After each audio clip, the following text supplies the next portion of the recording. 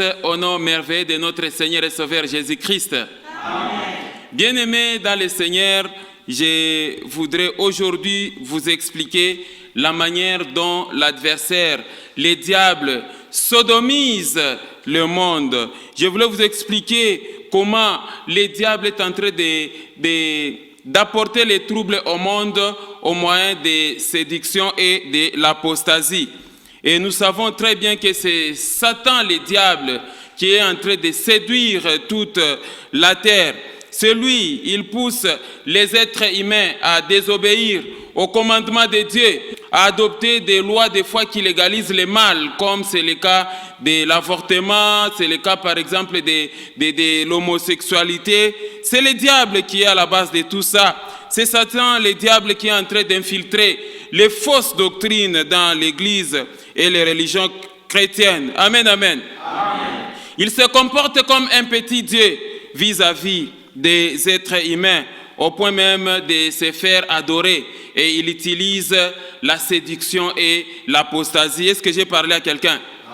Voilà pourquoi aujourd'hui, j'ai opté de partager avec vous un enseignement qui a pour thème objectif et fonctionnement du plan sournois de l'apostasie orchestrée dans le monde par Satan, le diable.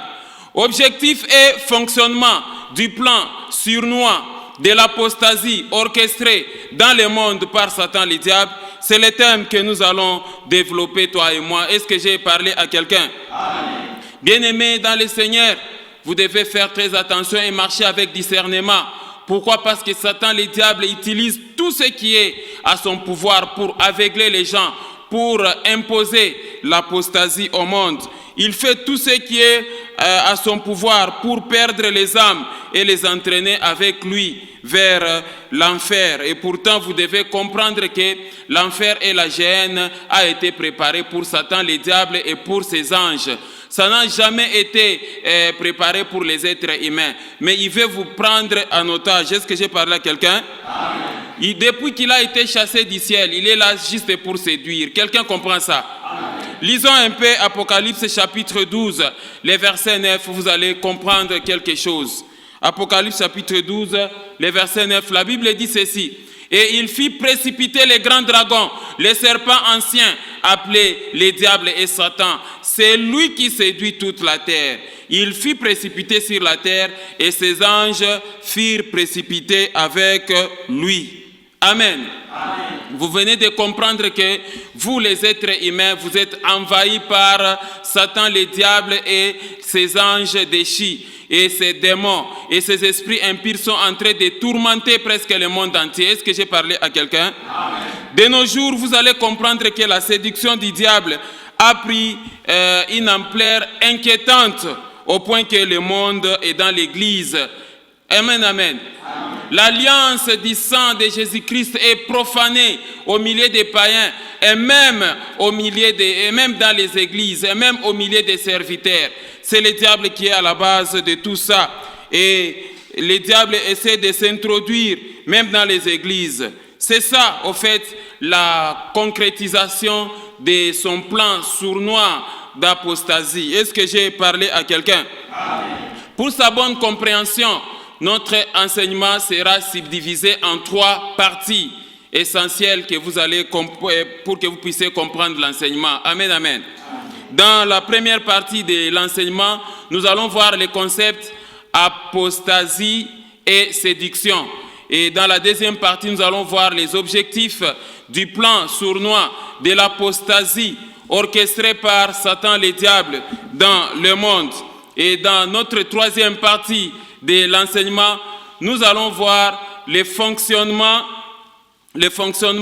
du plan sournois de l'apostasie orchestrée par Satan, le diable, dans le monde. Amen, amen. Voilà comment donc se présente la structure de notre enseignement d'aujourd'hui. Je vous prie d'être attentifs parce que cet enseignement va vous permettre de marcher avec discernement. Est-ce que j'ai parlé à quelqu'un? Passons à notre première partie de l'enseignement. Et notre première partie de l'enseignement est intitulée « Les concepts apostasie et séduction ». Amen, amen. En tant que chrétien engagé dans une compétition spirituelle, vous devez comprendre ces deux mots, ces deux concepts. Voilà pourquoi je voudrais bien vous expliquer ces concepts. Et en tant que chrétien, vous devez bien comprendre le mot séduction et le mot apostasie afin de marcher dans la foi chrétienne avec discernement et vigilance. La Bible nous dit que non, veillez, soyez sobres. Votre adversaire, le diable, rôde comme un lion, rugissant, cherchant qui il dévorera. Et cet enseignement va vous aider à comprendre les agissements secrets du diable. Est-ce que j'ai parlé à quelqu'un? C'est pour que vous puissiez développer le discernement et faire face aux mensonges du diable, savoir détecter les ruses du diable, la malignité mensongère du diable quand il s'approche dans votre vie. Quelqu'un comprend ça? Amen. Alors, qu'est-ce qu'on entend par séduction? Commençons avec les concepts séduction. Amen, amen. Les concepts séduction, vous les trouvez plusieurs fois dans la Bible. Et Dieu nous demande de faire face aux séductions du diable. Il nous demande de tenir ferme contre toutes sortes de séductions. Alors, qu'est-ce qu'on entend par le mot séduction? C'est quoi le concept séduction? Bien-aimés dans le Seigneur, le concept séduction vient du mot grec apate, qui signifie action de corrompre, d'entraîner et d'attirer quelqu'un irrésistiblement et de le charmer par un pouvoir plus ou moins indéfinissable. Séduction signifie aussi moyen, pouvoir et capacité mise en œuvre pour amener quelqu'un à pécher ou à consentir à des relations sexuelles. Séduction signifie aussi tromperie, mensonge et ruse du diable visant à susciter l'admiration, l'attirance au péché et à la désobéissance vis-à-vis de Dieu. Séduction signifie aussi le fait de détourner quelqu'un du droit chemin, du bien, du devoir et l'entraîner au mal. Amen, amen. Amen. Voilà, mes frères et sœurs, la compréhension ou la signification même du mot séduction. Et c'est tout ce que les diables et ses démons sont en train de faire sur l'univers entier, en train de séduire les êtres humains, les empêcher à obéir aux commandements de Dieu et les amener sur un mauvais chemin. Est-ce que j'ai parlé à quelqu'un? C'est Satan, le diable, qui est l'auteur de la séduction au monde. Depuis qu'il est descendu, la Bible dit que celui qui est en train de séduire la terre tout entière, c'est lui qui séduit toute la terre, c'est lui qui détourne les chrétiens de la foi. Il les détourne du droit chemin pour les amener à l'enfer. Voilà pourquoi vous devez comprendre toutes ces choses. Chrétiens, ça ne sert à rien de commencer à fréquenter les églises alors que vous êtes à la merci de la séduction du diable tous les jours. L'enseignement que je vous donne, c'est pour que vous puissiez être armés, vous puissiez tenir ferme contre les ruses du diable. Est-ce que j'ai parlé à quelqu'un? À titre d'exemple, je vais vous donner une illustration parce que la première victime de la séduction, c'était Adam et Ève. Et c'était plus précisément Ève dans les jardins d'Éden. Ève avait péché et il était tombé sous la séduction. On peut voir ça dans les livres de Genèse, chapitre 3, les versets 11 à 13. Vous allez voir quelque chose. Amen. Amen. Et l'Éternel Dieu dit, qui t'a appris que tu es nu? Est-ce que tu as mangé de l'arbre dont je t'avais défendu de manger? Regardez le verset 12.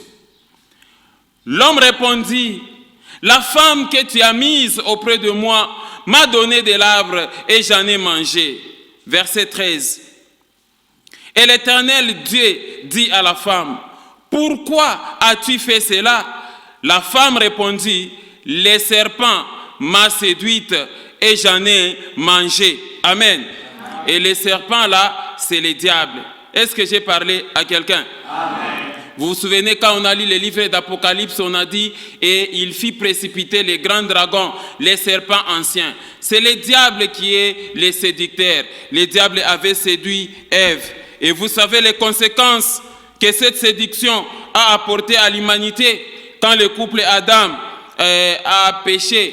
Et Adam et Ève été chassés du jardin d'Éden. Amen, amen. C'est là maintenant l'introduction de la mort dans le monde. On devait vivre dans un monde sans cimetière. Mais regardez la séduction, ce que ça a apporté comme conséquence à l'humanité. Est-ce que j'ai parlé à quelqu'un? La déconnexion de l'être humain avec son Créateur. Tout ça, ce sont des conséquences vraiment néfastes de la séduction. La séduction, elle est mauvaise dans la vie, mes frères et sœurs. Voilà pourquoi, en tant que chrétien affermi dans la foi, il ne faut jamais tomber dans la séduction du diable. Est-ce que j'ai parlé à quelqu'un? Aujourd'hui, frères et sœurs, nous vous exhortons de faire face et de faire très attention avec la séduction du diable. Et l'apôtre Paul, aux Corinthiens, a essayé encore d'affermir les chrétiens, de les avertir qu'il faut faire très attention avec la séduction du diable. Nous pouvons lire ça dans le livre de 2 Corinthiens, chapitre 11, le verset 3. Amen, amen. Amen. Faites attention avec la tromperie du diable. Regardez, toutefois, de même que les serpents, c'est-à-dire les diables, de même que les serpents séduisit Ève par la ruse, je crains que vos pensées ne se corrompent et ne se détournent de la simplicité à l'égard du Christ. Amen, amen. C'est comme ça que l'apôtre Paul essaie d'expliquer aux Corinthiens que vous devez faire très attention parce que le diable, quand il utilise l'instrument séduction pour vous faire détourner de la foi, c'est qu'il vient dans son aspect ruse. Qu'est-ce que j'ai parlé à quelqu'un? Il est risé, il faut faire très attention. Et souvenez-vous de mes enseignements quand j'ai parlé des attributs du diable. Et quand le diable est appelé serpent ancien, c'est qu'il vient pour négocier dans votre vie et que vous ravir quelque chose. Quelqu'un comprend ça? Il vient négocier ou encore, c'est pour vous frapper. Quelqu'un comprend ça? Mais avant de vous frapper, il commence d'abord à négocier ou encore il vous séduit dans les impudicités, il vous séduit. C'est vraiment les séducteurs. Et vous devez faire très très attention parce que quand le diable est appelé serpent, c'est dans son aspect ruse, dans son aspect mensonge, dans son aspect flatterie et séduction. C'est à ce moment-là que la Bible parle du diable comme les serpents. Le serpent, il est très risé. Faites attention avec le diable. Est-ce que j'ai parlé à quelqu'un? Et Daniel nous dit que pour ceux-là qui tiennent ferme, ceux-là qui ont la foi, ils ne peuvent jamais tomber sous les flatteries et la séduction du diable. Est-ce que j'ai parlé à quelqu'un? Lisons Daniel chapitre 11, le verset 32, vous allez comprendre quelque chose. La Bible dit ceci. En Daniel chapitre 11, le verset 32, il séduira, c'est-à-dire les serpents anciens, il séduira par des flatteries les traîtres de l'alliance, mais ceux du peuple qui connaîtront leur Dieu agiront avec fermeté. Amen, amen. Amen. Oui, si réellement dans ta vie tu connais Dieu, tu agiras avec fermeté devant les séductions du diable. Amen. Si vous tombez dans les séductions, la Bible vous met dans la catégorie des traîtres de l'alliance. Alors si vous trahissez le sang de Jésus, quel est votre dernier jugement si ce n'est que d'aller à l'enfer? Est-ce que j'ai parlé à quelqu'un? Alors, bien-aimés, sachez que les plans sournois de l'apostasie que le diable est en train d'orchestrer dans le monde, c'est pour amener les êtres humains à la séduction. Est-ce que j'ai parlé à quelqu'un? Parlons rapidement de notre deuxième concept, c'est le concept même apostasie qui fait l'objet de notre enseignement. Amen, amen. J'aimerais par mon enseignement que tu comprennes c'est quoi l'apostasie. Peut-être tu entends seulement parler de l'apostasie, mais j'aimerais t'expliquer aujourd'hui pour te faire comprendre clairement la signification de ces concepts. Le concept apostasie. Le concept apostasie vient du bas latin apostasia et du grec apostasia toujours, qui veut dire reniement de la foi chrétienne, abandon volontaire et public d'une religion, en particulier de la foi chrétienne. Ça signifie aussi renonciation publique à une doctrine ou à un parti. Ça signifie aussi défection, désertion ou action de s'éloigner de quelque chose. Amen. C'est ça la signification de l'apostasie. Donc l'apostasie signifie l'abandon de la foi chrétienne. Amen, amen. ça signifie l'abandon ou la désertion du culte et des services de Dieu. C'est ça, pour s'attacher au diable. C'est-à-dire, vous abandonnez Dieu, vous abandonnez Jésus-Christ pour vous attacher à Satan, le diable. C'est ça, l'apostasie. Est-ce que j'ai parlé à quelqu'un? On vous donne une fonction à l'église, vous démissionnez parce que quelqu'un vous a découragé. C'est de l'apostasie. Qu'est-ce que j'ai parlé à quelqu'un? L'apostasie, c'est l'abandon de la foi. C'est ça l'apostasie. C'est l'abandon de la foi. L'apostasie, c'est tout simplement le refus de Dieu et de son autorité. Tout est le choix de se soumettre à l'autorité du diable dans votre vie. C'est ça l'apostasie. Est-ce que j'ai parlé à quelqu'un? Il y a plusieurs personnes qui ont refusé d'être sous autorité de Dieu et ils se sont placés sous autorité du diable. Maintenant, c'est le diable qui fait la loi dans sa vie. C'est ça l'apostasie. Est-ce que j'ai parlé à quelqu'un? Quand donc votre vie individuelle est secrète, vous êtes esclave du péché. C'est que vous êtes en train de vivre l'apostasie. Et celui qui est dans l'apostasie, il est sur le chemin d'aller tout droit vers l'enfer. Est-ce que j'ai parlé à quelqu'un? Nous verrons ça tout au long de cet enseignement. Et l'apostasie, mes frères et sœurs, apparaît clairement dans la Bible quand l'apôtre Paul est en train de donner l'exhortation aux chrétiens qui sont à Thessalonique, leur demandant de tenir ferme parce que le jour où Jésus-Christ viendra, il faut que ce jour-là puisse vous trouver dans la foi. L'apôtre Paul exhortait les Thessaloniciens que pour ce qui concerne le retour de notre Seigneur et Sauveur Jésus-Christ, faites attention avec l'apostasie. Amen, amen.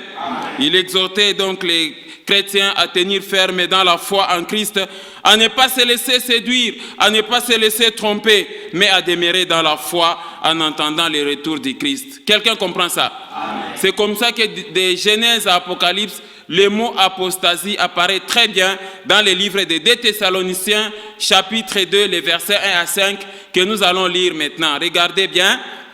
Pour ce qui concerne l'avènement de notre Seigneur Jésus-Christ et notre réunion avec lui, nous vous prions, frères, regardez le verset 2, de ne pas vous laisser facilement ébranler dans votre bon sens et de ne pas vous laisser troubler soit par quelque inspiration, soit par quelques paroles ou par quelques lettres qu'on dirait venir de nous, comme si le jour du Seigneur était déjà là. Amen. Amen. Regardez le verset 3. Que personne ne vous séduise d'aucune manière, car il faut que l'apostasie, quelqu'un a vu les termes? Car il faut que l'apostasie soit arrivée auparavant et qu'on ait vu paraître l'homme du péché, le fils de la perdition. Verset 4. Verset 4. L'adversaire, le diable, qui s'élève au-dessus de tout ce qu'on appelle Dieu ou de ce qu'on adore, jusqu'à s'asseoir dans les temples de Dieu, se proclamant lui-même Dieu. Ça c'est grave. Verset 5. Le verset 5 dit ceci. Ne vous souvenez-vous pas que je vous disais ces choses lorsque j'étais encore chez vous? Amen, amen. Amen. Alors, l'apôtre Paul ici est en train d'exhorter les chrétiens de ne pas se laisser séduire, de ne pas se laisser troubler, de ne pas se laisser tromper par les ruses du serpent, le diable, mais plutôt de tenir ferme dans la foi et dit il faut que l'apostasie soit arrivée. Et comme nous sommes en train de le constater, le monde est en train de vivre l'apostasie sans le savoir. L'apostasie arrive même au point de se pénétrer dans l'église. Voilà pourquoi je vous explique ces choses. Amen, amen. Amen. Ne soyez jamais dépourvus de sens en matière doctrinale, en matière de la parole de Dieu. Ne soyez jamais des chrétiens dépourvus de sens. Ne vous laissez pas emporter par les ruses et les séductions du diable, mes frères et sœurs. Est-ce que j'ai parlé à quelqu'un? L'apostasie cherche à vous éloigner loin de Dieu pour vous entraîner à l'enfer. Elle veut tout simplement vous amener à régner la foi en Jésus-Christ pour que vous apparteniez à Satan le diable et que vous fassiez même naufrage à la foi et que vous puissiez vous retrouver un jour dans les feux éternels.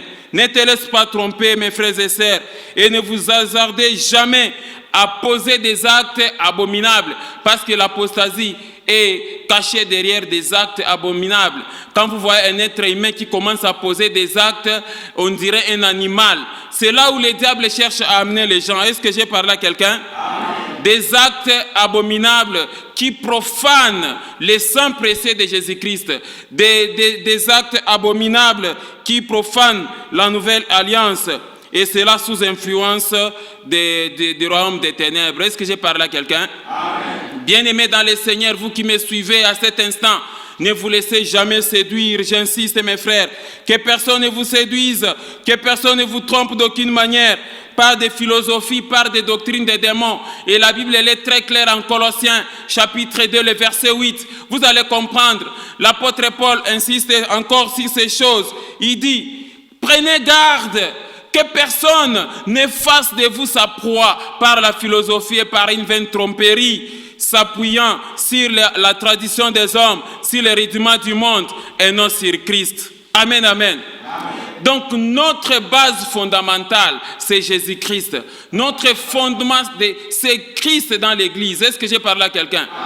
Et il a même dit aux Galates que si quelqu'un vous apporte un autre évangile, en dehors de celui que vous avez reçu, qui parle de Jésus-Christ, qu'il soit anathème, c'est-à-dire qu'il soit maudit. Est-ce que j'ai parlé à quelqu'un? Dans toutes les églises, c'est Jésus-Christ qui doit être au centre de nos prédications. L'apôtre Paul dit aux Corinthiens, nous ne nous prêchons pas nous-mêmes, c'est Jésus-Christ que nous prêchons. Amen, amen. Est-ce que j'ai parlé à quelqu'un?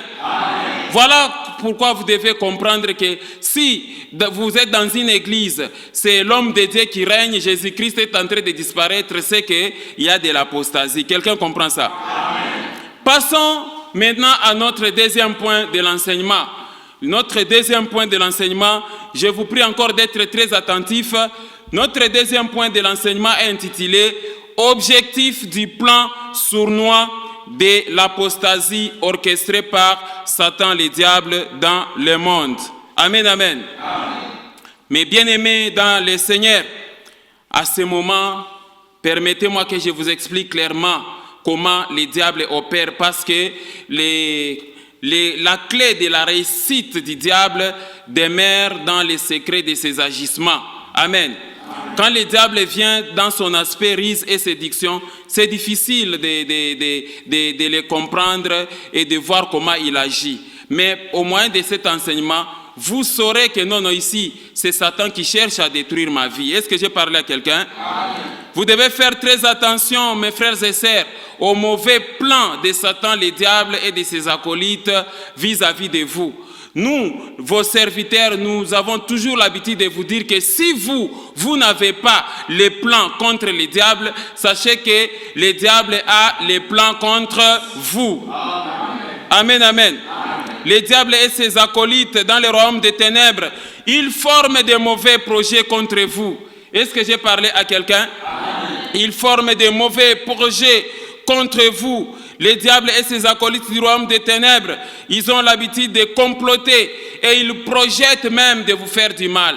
Le diable agit des fois à travers nos semblables qui ont contracté la sorcellerie. Est-ce que j'ai parlé à quelqu'un? Ils complotent et projettent de vous faire du mal. Ils ont des desseins méchants et meurtriers à l'égard des humains. C'est ça, sa façon sournoise donc d'agir. Vous devez faire très, très attention. Est-ce que j'ai parlé à quelqu'un? Alors, que signifie le mot sournois que vous avez vu au niveau du thème quand je parle du plan sournois? Amen. Ici, je voulais d'abord vous faire comprendre que Satan, le diable et ses acolytes sont très sournois. Ils ont également des plans trop sournois. Et étymologiquement, le mot sournois est ici de l'ancien mot provincial qui signifie sorne. Le mot provincial sorne qui signifie qui dissimule ses sentiments réels ou ses intentions dans un but malveillant. Sournois signifie aussi qui ne se déclare pas franchement. Sournois, ça signifie qui est sombre, caché, dissimulé, fourbe. Voilà donc Satan le diable dans son attribut serpent ancien ou encore malin ou encore risé. C'est-à-dire il utilise de manière sombre, de manière cachée ses stratégies pour vous attaquer. Amen, amen. Voilà pourquoi l'apôtre Paul dit en Éphésiens chapitre 6, le verset 11, « Revêtez-vous de toutes les armes de Dieu afin de pouvoir tenir ferme contre les ruses du diable. » Amen, amen. C'est ça quand on parle du plan donc sournois, c'est-à-dire le diable s'approche de vous en train de vous montrer les dents ou encore en train de vous présenter les plaisirs de la chair, pensant que vous êtes en train de jouir de la vie alors qu'il est en train de vous tuer à petit feu et il est en train de vous amener rapidement vers la tombe. Est-ce que j'ai parlé à quelqu'un? Il vient avec son plan sournois, son plan caché. Il vous présente les choses du monde. Et quand vous aimez les choses du monde, et c'est là qu'il va vous avoir. Est-ce que j'ai parlé à quelqu'un? L'enseignement que je vous donne ici, c'est vraiment une arme spirituelle qui va vous permettre de tenir ferme contre les ruses du diable, comme l'apôtre Paul a dit en Éphésiens, que tenez ferme. Est-ce que j'ai parlé à quelqu'un? Prenez toutes les armes de Dieu afin de pouvoir tenir ferme contre les ruses du diable. Vous devez prendre toutes les armes de Dieu parce que le diable est vraiment sournois. Le diable est sombre. Le diable est très malin. Il se cache derrière de mauvais projets. Il peut te programmer de te faire du mal, mais il t'amène d'abord dans le monde d'ambiance. Et toi, quand tu te réjouis dans les ambiances, alors qu'il t'attend pour te frapper maintenant ou te donner une maladie incurable. Est-ce que j'ai parlé à quelqu'un? Le diable peut détruire ton foyer en permettant, par exemple, à toi, la femme mariée, que ton voisin puisse te draguer. Et dès que tu tombes là, automatiquement, le foyer est parti. Est-ce que j'ai parlé à quelqu'un? Il faut faire très attention avec les mauvais projets du diable. Et c'est à ce moment-là qu'on parle du diable qui est risé. Est-ce que j'ai parlé à quelqu'un? Le diable, en tant que serpent risé, il est manipulateur. Il va vous plonger dans une distraction. Par exemple, il t'amène dans une vie de manger les viandes rôties tous les jours et de boire. Et quelques temps après, c'est le problème des gouttes, c'est le problème des cirrhoses de foie, tout ça, ainsi de suite. Quelqu'un comprend ça? Donc ici, le diable s'approche malignement de quelqu'un pour l'inciter à désobéir à Dieu. Attention avec les plans de destruction du diable dans ta vie. Le diable détruit les vies humaines de façon maligne et c'est ça même l'apostasie. Est-ce que j'ai parlé à quelqu'un? Alors, quels sont les objectifs principaux de l'apostasie, du plan de l'apostasie? Quand le diable est en train de mettre, de machiner l'apostasie au monde, quel est l'objectif que le diable est en train de poursuivre? Amen, amen. Alors, premier objectif, le premier objectif dont nous sommes en train de voir, les objectifs du plan sournois de l'apostasie orchestré par Satan, le diable, dans le monde. Le premier objectif de l'apostasie, c'est amener les êtres humains à adorer Satan, le diable, et à les considérer comme Dieu. Amen, amen. Bien-aimés dans le Seigneur, c'est ça la mission principale de Satan, le diable, parce qu'il a échoué de se faire Dieu au ciel, et il a été précipité ici-bas sur terre, et il commence à s'autoproclamer Dieu. Est-ce que j'ai parlé à quelqu'un? C'est la mission principale de l'apostasie dans le monde. Satan, le diable, est derrière l'apostasie pour se faire adorer comme Dieu. Il veut que les êtres humains l'adorent comme Dieu, le Créateur, alors qu'il n'est pas le Créateur. Et il y a beaucoup d'êtres humains qui sont tombés dans ces pièges. Quelqu'un comprend ça?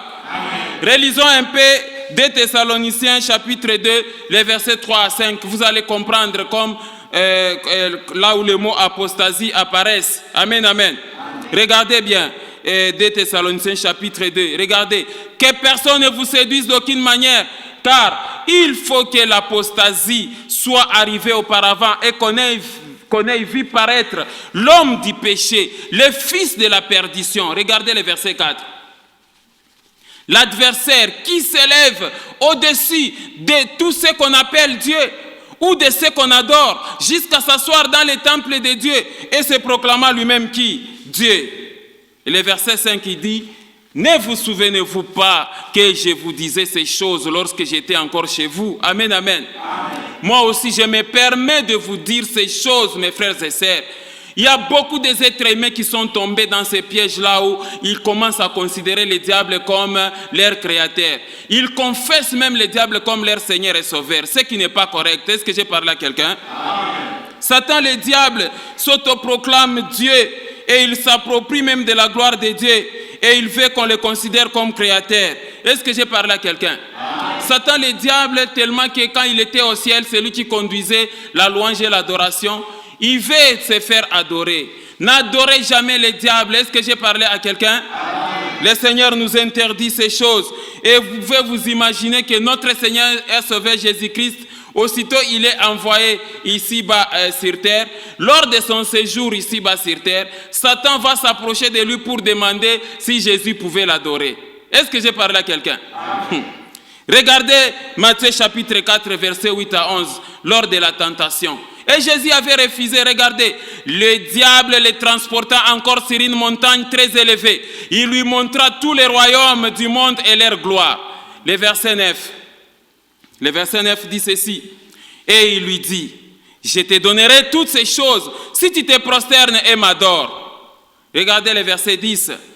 Jésus dit à Satan, retire-toi Satan, car il est écrit, tu adoreras le Seigneur ton Dieu et tu le serviras lui seul.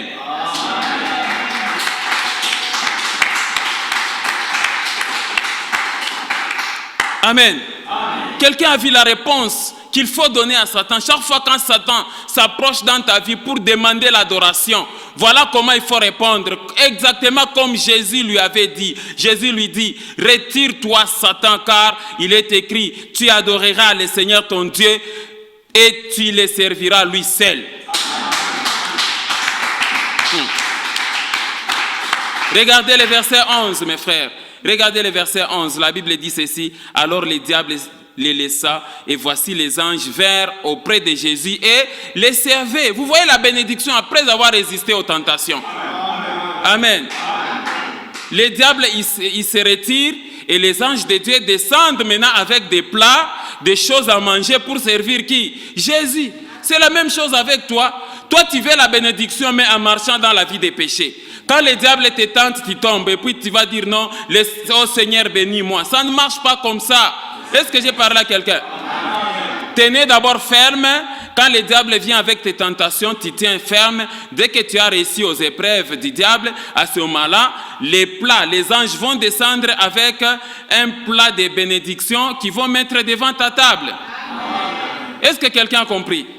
C'est comme ça que ça fonctionne. Mais aujourd'hui, les chrétiens cherchent des bénédictions, mais en marchant dans la vie des péchés. Et ils vont condamner Dieu pour dire Dieu n'agit pas. Non, change d'abord ta conduite et ton comportement. Est-ce que j'ai parlé à quelqu'un? Donc vous voyez que le diable n'a pas un autre instrument pour séduire les gens à part montrer le royaume et la gloire des choses de ce monde. Ce monde est passager. Est-ce que j'ai parlé à quelqu'un? À quoi servirait d'avoir la gloire dans ce monde mais tu vas perdre ton âme? Il est dit, et que sert-il à un homme de gagner beaucoup d'argent, de gagner des maisons, d'avoir, je ne sais pas moi, tout ce qu'il cherche ici au monde, mais de perdre son âme dans la géhenne. Amen, amen. Donc, vous allez constater qu'à cause des biens de ce monde, les richesses de ce monde, les succès de ce monde, il y a des êtres humains qui vendent leur progéniture, ils sacrifient leurs enfants, ils vendent leurs organes, ils vendent leur âme dans le royaume des ténèbres. Quelqu'un comprend ça? Amen. Et là, ils sont tombés dans les pièges du diable parce qu'en contrepartie, tout ce que le diable demande des êtres humains, c'est l'adoration et les sacrifices. Ce qui n'est pas bon. Est-ce que j'ai parlé à quelqu'un? Là, vous risquez d'aller à l'enfer. Quelqu'un comprend ça? Amen. Voilà donc, mes frères et sœurs, il faut faire très attention avec l'apostasie. Toutes les personnes qui ont vendu leur vie au diable vivent l'apostasie. Deuxième objectif de l'apostasie, c'est d'empêcher les êtres humains d'acquérir la foi en Dieu et en Jésus-Christ, notre Seigneur et Sauveur. Amen, amen. Ça, c'est le deuxième objectif du plan sournois de l'apostasie orchestrée par Satan le diable. Satan le diable, il sait que la plus grande richesse qu'un être humain peut acquérir dans ce monde, c'est la foi en Dieu et la foi en Jésus-Christ. Et Satan fait tout pour empêcher les êtres humains à acquérir la foi en Jésus-Christ. Amen, amen. Et pourtant, notre Seigneur et Sauveur Jésus-Christ nous a donné une instruction très claire en Jean chapitre 14, le verset 1. Le verset est très clair, la Bible dit ceci. En Jean chapitre 14, verset 1, « Que votre cœur ne se trouble point, croyez en Dieu et croyez en moi. » Amen, amen. Mais vous allez voir, celui qui apporte les troubles, c'est le diable. Jésus nous dit que votre cœur ne se trouble point, croyez en Dieu et croyez en moi. Mais pourquoi vous ne croyez pas? C'est le diable qui est à la base de tout ça. Le diable empêche les gens à croire au Seigneur Jésus. Or, la foi, mes frères, vient de ce qu'on entend. Et ce qu'on entend vient de la parole de Dieu. Du moment où le diable vous empêche d'écouter la parole de Dieu, et voilà, comme ça, vous n'avez pas la foi. Et quand vous n'avez pas la foi, c'est difficile d'hériter la vie éternelle. C'est difficile même que les promesses se réalisent dans votre vie. Parce que Jésus a dit que si vous avez la foi comme un petit grain de sénévé, vous direz à cette montagne, ôte-toi de là, jette-toi dans la mer, et la montagne vous obéirez. Amen.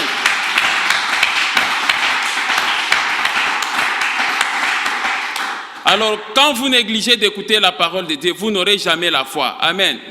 Jésus nous dit que tout ce que vous demanderez auprès de Dieu, avec foi, vous le recevrez. La foi vient de ce qu'on entend, mes frères et sœurs. Mais quand on commence à enseigner, vous ne voulez pas écouter. C'est ça le problème. Et vous vous opposez aux Écritures, ça pose problème. Lisons un peu le livre des Actes, chapitre 13, de 5 à 12, vous allez comprendre quelque chose. Arrivés à Salamine, ils annoncèrent la parole de Dieu dans les synagogues des Juifs. Ils avaient Jean pour aide. Ayant ensuite traversé toute l'île jusqu'à Paphos, ils trouvèrent un certain magicien, faux prophète juif nommé Bar-Jésus. Verset 7. Qui était avec les proconsuls Sergius Paulus, homme intelligent. Ce dernier fit appeler Barnabas et Saul et manifesta le désir d'entendre la parole de Dieu. Mais regardez le verset 8. Mais Élymas, le magicien, car c'est ce que signifie son nom, leur faisait opposition, cherchant à détourner de la foi les proconsuls. Verset 9. Alors Saul, appelé aussi Paul, rempli du Saint-Esprit, fixa les regards sur lui. Verset 10. Et dit, homme plein de toute espèce de ruse et de fraude, fils du diable, ennemi de toute justice, ne cesseras-tu point de pervertir le voie droite du Seigneur?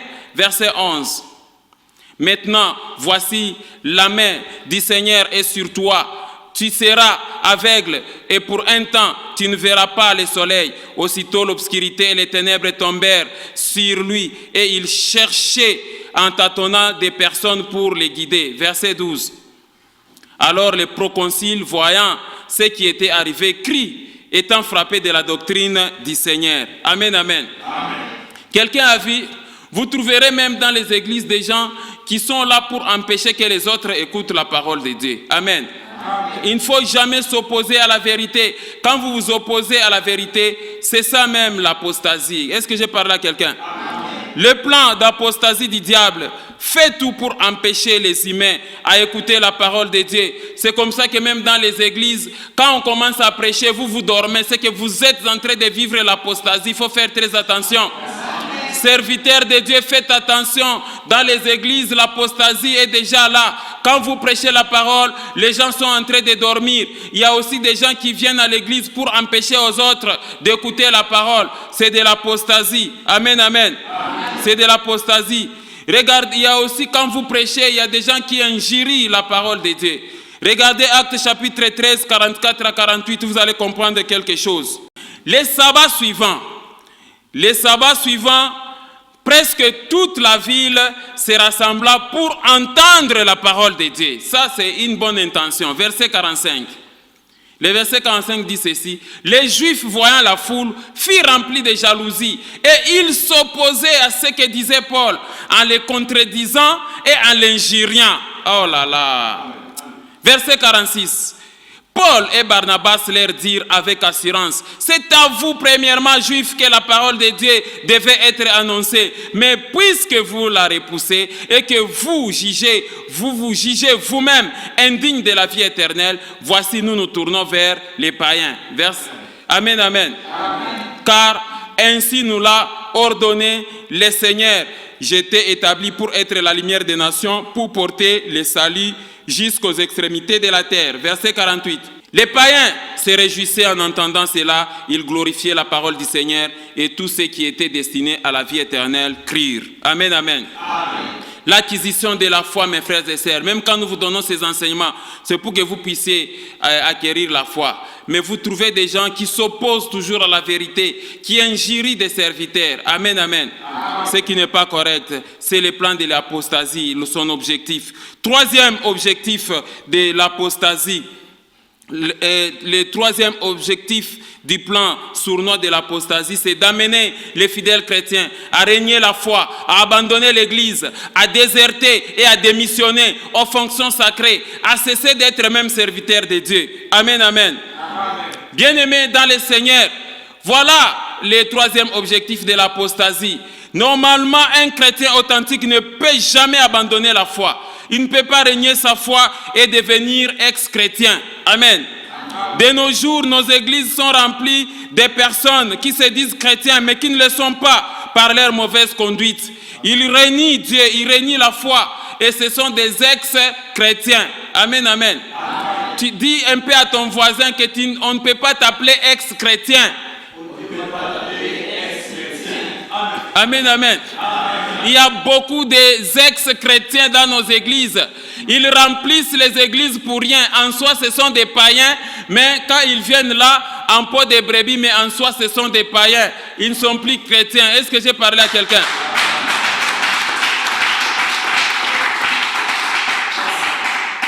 Le pasteur va se glorifier que non, moi, j'ai 2000 âmes, j'ai 5000 âmes. Et ces âmes-là sont des païens ou des chrétiens? Est-ce que j'ai parlé à quelqu'un?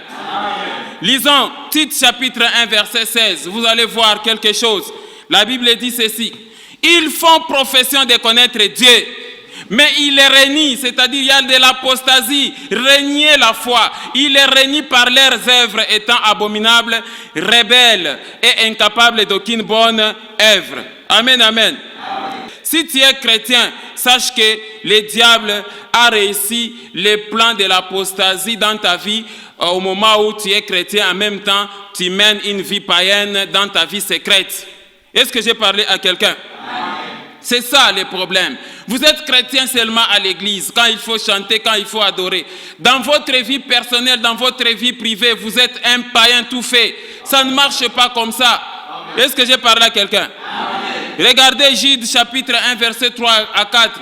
Vous allez comprendre quelque chose. La Bible dit, bien-aimés, comme j'ai désiré vivement vous écrire au sujet de notre salut commun, je me suis senti obligé de le faire afin de vous exhorter à combattre pour la foi qui a été transmise au sein une fois pour toutes. Verset 4.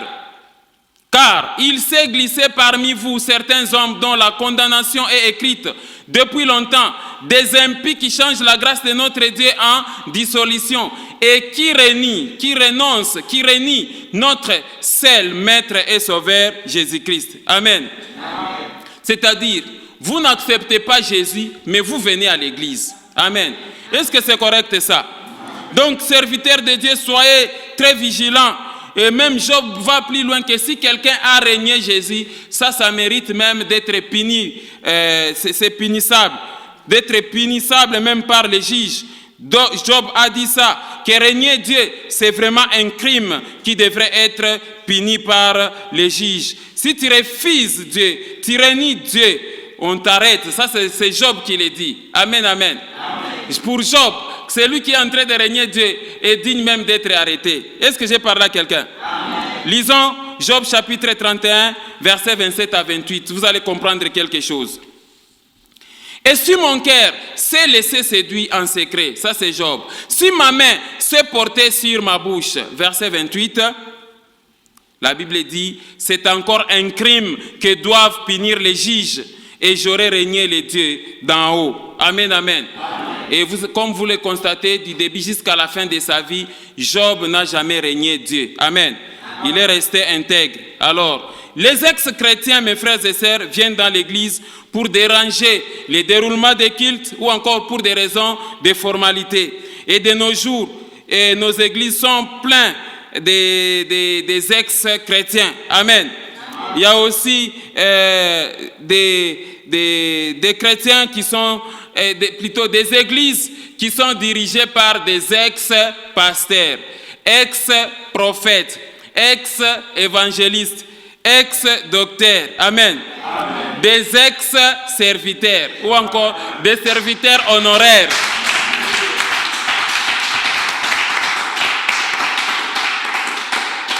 Amen, amen. C'est-à-dire, les serviteurs avaient bien commencé, maintenant il est dans l'impudicité, en train de sortir avec des choristes, des veuves, tout ça. Les serviteurs de Dieu est païen, mais il est à la tête de l'église. En même temps, la connaissance de la parole, il a. Amen, amen. Un monsieur comme celui-là, est-ce que c'est un chrétien ou bien un ex-chrétien? C'est un ex-chrétien. Amen, amen. Est-ce qu'il est pasteur ou bien ex-pasteur? Il a déjà abandonné la foi, il a déjà régné la foi. C'est-à-dire, le diable a réussi qu'un serviteur de Dieu puisse tomber dans l'apostasie. Amen, amen. Des serviteurs qui sont tombés dans la foi et qui ne veulent pas se relever, ils ont fait naufrage. L'apôtre Paul donne l'image d'un bateau qui est sur l'eau et le bateau a noyé. Amen, amen. Est-ce que ce bateau peut encore continuer la course? Non.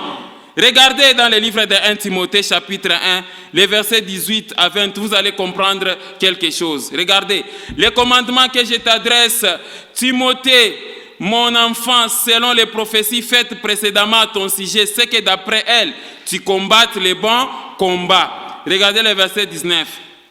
En gardant quoi? La foi et une bonne conscience. Cette conscience, quelques-uns l'ont perdue et ils ont fait naufrage par rapport à la foi.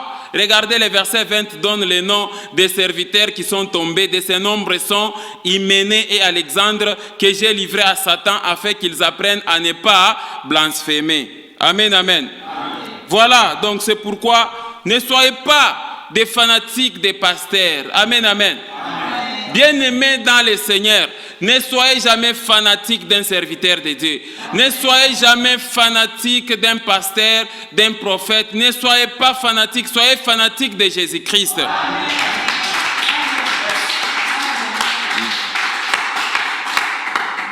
Amen. Vous les reconnaîtrez à leurs œuvres. Les apostases, ils sont à la tête des églises pour accomplir la volonté de Satan, le diable. Amen. Vous trouvez aussi des chrétiens qui confessent Jésus à l'église, mais dans les milliers de païens, ils renient Christ. Amen. Voilà pourquoi Jésus lui-même dit en Luc chapitre 12, le verset 9. Luc chapitre 12, le verset 9, la Bible dit ceci. Mais celui qui me régnera devant les hommes sera régné aussi devant les anges de Dieu. Amen, amen.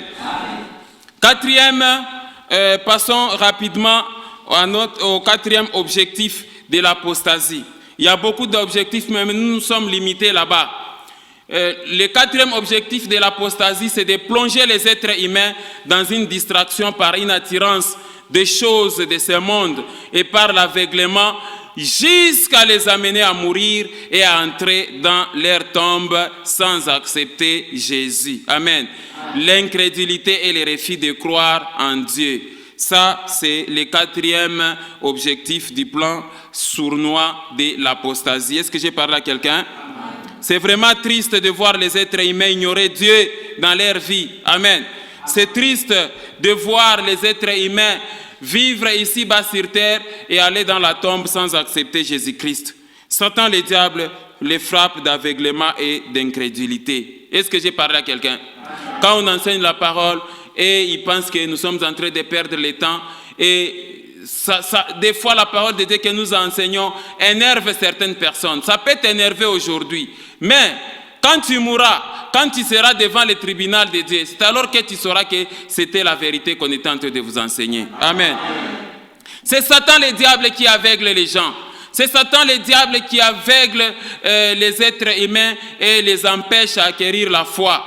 L'objectif ultime ici de Satan, le diable, c'est qu'il faut que l'être humain puisse entrer dans sa tombe sans naître de nouveau, sans être baptisé, sans pour autant connaître Jésus-Christ, sans acquérir la foi.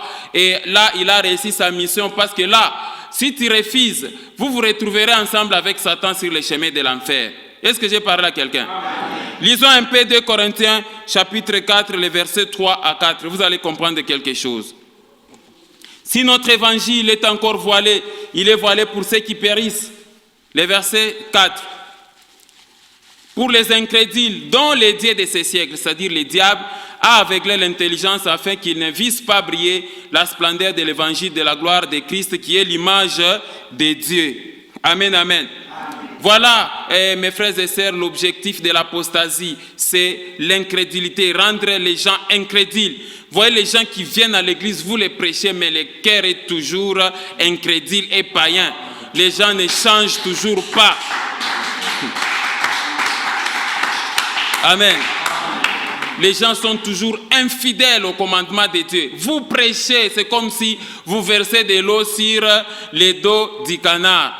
Vous demandez aux gens, arrêtez la mauvaise conduite et ils n'arrêtent toujours pas.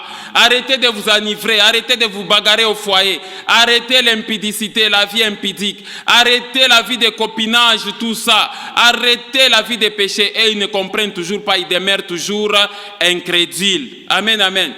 C'est ça le plan de l'apostasie dans ta vie. Et l'apostasie est en train de se réaliser, toi tu ne te rends pas compte. Amen. Maintenant, regardez ce que Jérémie 2,19 est en train de dire. Hein? Mon frère, regardez. Ta méchanceté te châtiera et ton infidélité te punira. Tu sauras et tu verras que c'est une chose mauvaise et amère d'abandonner l'Éternel ton Dieu et de n'avoir de moi aucune crainte, dit le Seigneur l'Éternel des armées.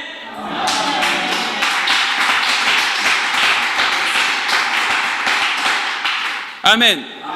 De nos jours, nos chrétiens, une fois tu es puni par ta méchanceté, tu es puni par ton infidélité, tu vas dire non, non, c'est les sorciers, c'est la sorcellerie. Mais la maladie là que tu as, elle est venue d'où? Elle n'est pas venue de ton impudicité. Et quand l'Éternel t'interdisait, tu ne comprenais pas. Aujourd'hui, les chrétiens veulent être toujours innocents. Tout ce qui arrive dans leur vie, c'est les sorciers. Mais qu'en est-il de ta propre conduite, de tes mauvais comportements? Dieu t'interdit de faire les choses, toi tu continues à faire. Et les conséquences du péché, aussitôt ça arrive, vous allez dire que non, non, c'est les sorciers. Amen. Bien sûr, il y a aussi la part du sorcier, mais à 80%, c'est d'abord ta part. Parce que si tu refusais de pratiquer les mauvaises choses, les conséquences ne t'arriveront pas. Amen, amen. Lisons aussi Jean chapitre 12, versets 35 à 43, vous allez comprendre l'aveuglement. Jésus leur dit, la lumière est encore pour un peu de temps au milieu de vous. Marchez pendant que vous avez la lumière afin que les ténèbres ne vous surprennent point. Celui qui marche dans les ténèbres, il ne sait où il va. Amen. Regardez le verset 36.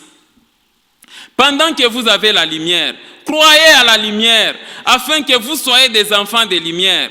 Jésus dit ces choses, puis il s'en alla et se cacha loin d'eux. Parce qu'on cherchait à les tuer malgré qu'il disait la vérité. Regardez le verset 37. Malgré tant de miracles qu'il avait fait en leur présence, ils ne croyaient pas en lui. Vous voyez l'incrédulité et l'aveuglement? Malgré autant de miracles même. Et là, c'est Lazare qui venait de ressusciter. Si vous voyez en Jean chapitre 11, Lazare venait de ressusciter. Malgré tout ça, Jésus venait de ressusciter Lazare. Malgré tout ça, ils ne croyaient pas en lui. Regardez le verset 38. Afin que s'accomplisse la parole qu'Ésaïe le prophète a prononcée. Seigneur, qui a crié en notre prédication? Et à qui les bras du Seigneur a-t-il été révélé? 39.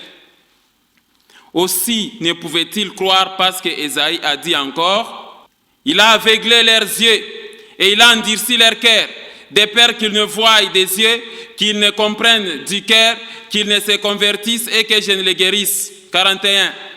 Ésaïe dit ces choses lorsqu'il vit sa gloire et il parla de lui. Amen. Amen. Regardez le verset 42. Cependant, même parmi les chefs, plusieurs crient en lui. Mais à cause des pharisiens, ils n'en faisaient pas l'aveu dans la crainte d'être exclus de la synagogue. Oh là là. Verset 43. Car ils aimèrent la gloire des hommes plus que la gloire de Dieu.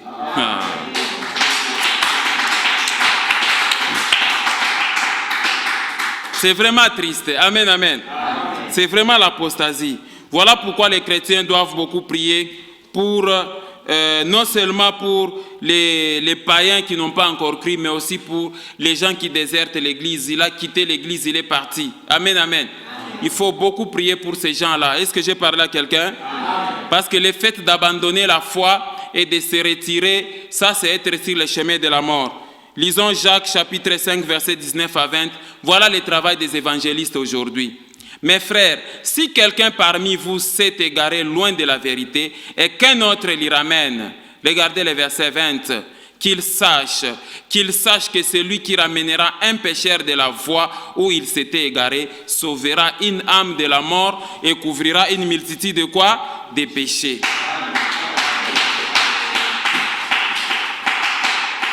Chers évangélistes, ne vous sous-estimez pas, vous venez de comprendre votre rôle. Est-ce que j'ai parlé à quelqu'un? Amen.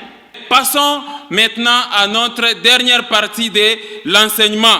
Et notre dernière partie de l'enseignement, nous allons voir le fonctionnement du plan sournois de l'apostasie orchestrée dans le monde par Satan, le diable. Amen, amen. Amen. Mais très chers bien-aimés dans le Seigneur, tout chrétien qui veut marcher avec discernement doit suivre aussi attentivement cette dernière partie de l'enseignement. Il doit comprendre les ruses, la malignité sournoise du fonctionnement du plan de l'apostasie machiné et orchestré par Satan, le diable dans le monde. Comment le plan fonctionne? Voici la première stratégie du fonctionnement du plan sournois. Le fonctionnement du plan sournois de l'apostasie orchestrée dans le monde par Satan, le diable. Premièrement, le plan sournois de l'apostasie orchestrée par Satan, le diable dans le monde fonctionne au moyen de l'occultisme, la sorcellerie, les fétiches et l'idolâtrie. Amen, amen. Amen. Ça, c'est tout un enseignement. Est-ce que j'ai parlé à quelqu'un? La parole de Dieu, elle est très claire. Vous allez comprendre que ces éléments que je viens de vous parler là, la sorcellerie, l'occultisme, les fétiches, l'idolâtrie, voilà les instruments qui font que l'apostasie soit opérationnelle dans le monde. Et la parole de Dieu, elle est très claire, bien-aimés dans le Seigneur, pour ce qui concerne les dangers de pratiquer l'occultisme et la sorcellerie. Dieu nous interdit. Amen, amen. Amen. Dieu nous interdit scrupuleusement de telles pratiques. Mais curieusement, les êtres humains se font sourds d'oreilles. Il y a plusieurs récits, plusieurs livres dans l'Ancien Testament qui dénoncent fermement toute tentative de pénétrer dans le monde surnaturel par l'intermédiaire des médiums, des sorciers, des magiciens ou encore des diseurs de bonnes aventures. Dieu nous interdit ces choses. Mais on ne comprend pas pourquoi les êtres humains sont tellement aveuglés, mais ils se sont plongés. Ils ont plongé leur vie dans la sorcellerie, dans l'occultisme, dans les fétiches et même des serviteurs de Dieu. Est-ce que j'ai parlé à quelqu'un? Pourtant, Dieu nous interdit ça, mes frères et sœurs. Dieu interdit. Regardez Deutéronome, chapitre 18, les versets 9 à 14. Vous allez comprendre quelque chose. Amen. La Bible dit, lorsque tu seras entré dans les pays que l'Éternel, ton Dieu, te donne, tu n'apprendras point à imiter les abominations de ces nations-là. Regardez le verset 10. Qu'on ne trouve chez toi personne qui fasse passer son fils ou sa fille par les faits. Personne qui exerce le métier de devin, d'astrologue, d'augure, de magicien. Regardez le verset 11. D'enchanteur, personne qui consulte ceux qui évoquent les esprits ou disent de bonnes aventures, personne qui interroge les morts. Verset 12. Car quiconque fait ces choses est en abomination à l'Éternel. Et c'est à cause de ces abominations que l'Éternel, ton Dieu, va chasser ces nations devant toi. Regardez le verset 13. Tu seras entièrement à l'Éternel, ton Dieu. Regardez le verset 14. Car ces nations que tu chasseras écoutent les astrologues et les devins, mais à toi, l'Éternel, ton Dieu, ne les permet pas. Amen. Est-ce que j'ai parlé à quelqu'un? L'Éternel ne te permet pas d'adhérer à l'occultisme, d'adhérer à la sorcellerie, d'entrer en contact avec les morts. Vous qui allez chaque fois au cimetière pour aller parloter dans les tombes, l'Éternel t'interdit ces choses. Est-ce que j'ai parlé à quelqu'un? L'Éternel t'interdit. Amen, amen. Il ne faut pas qu'il y ait entré en contact avec des devins, avec des marabouts et des féticheurs. L'Éternel interdit, l'Éternel ne te permet pas de toucher à la sorcellerie. Toi, les serviteurs de Dieu qui cherchent à faire des miracles et tu vas aller contacter les marabouts, tout ça, l'Éternel ne te permet pas. Est-ce que j'ai parlé à quelqu'un? Vous, les êtres humains, on se demande, vous cherchez quoi dans le monde des esprits? Alors que l'Éternel vous dit que vous n'êtes que des passagers, des étrangers ici-bas sur terre. Votre vie finit sa course dans un cercueil. Qu'est-ce que vous cherchez en allant voir les féticheurs et les occultistes? Vous cherchez quoi? Amen, amen. Arrêtez de vous connecter au royaume des ténèbres. Amen, amen. Quand vous vous connectez, c'est de l'apostasie, ça. Même des serviteurs de Dieu, des fois, sont emballés et séduits par Satan, le diable. L'Éternel nous interdit d'entrer en contact avec le royaume des ténèbres. Il nous interdit de parler aux morts, de parloter sur les tombes. Dieu nous interdit ça. Regardez Lévitique, chapitre 20, le verset 6. Vous allez comprendre. Regardez, si quelqu'un s'adresse aux morts et aux esprits pour se prostituer après eux, je tournerai ma face contre cet homme. Je le retrancherai du milieu de son peuple. Amen. Est-ce que la parole de Dieu n'est pas claire? Alors pourquoi vous allez parloter aux morts? Pourquoi citer les morts? Pourquoi allez vous adresser aux esprits? Adressez-vous à Dieu et à son Fils Jésus-Christ, point trait, point barre.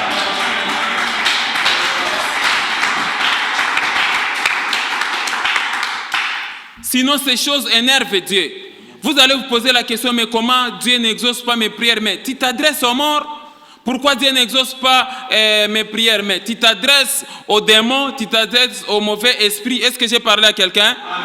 Je le répète, en tant qu'être humain, vous vous adressez à Dieu et vous vous adressez à Jésus-Christ, point barre. C'est lui, Dieu, qui nous a dit que non. Invoque-moi au jour de ta détresse, je te répondrai et tu me glorifieras.